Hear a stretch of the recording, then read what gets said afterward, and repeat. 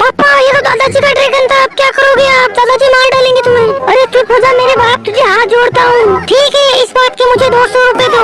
अरे ये ले मेरे बाप। ठीक है, अभी जुगाड़ करता हूँ। अरे चिंटू ऐसा का ऐसा ड्रैगन बना के लेके आ, जल्दी जा। अरे दोस्तों, आज तो दादाजी के लिए जल्दी से मुझे ड्रैगन बनाना पड़ेगा, नहीं तो पापा की आज बहुत पिटाई होगी। अरे जल्दी से कुछ जुगाड़ करके इन्हें रोकना पड़ेगा।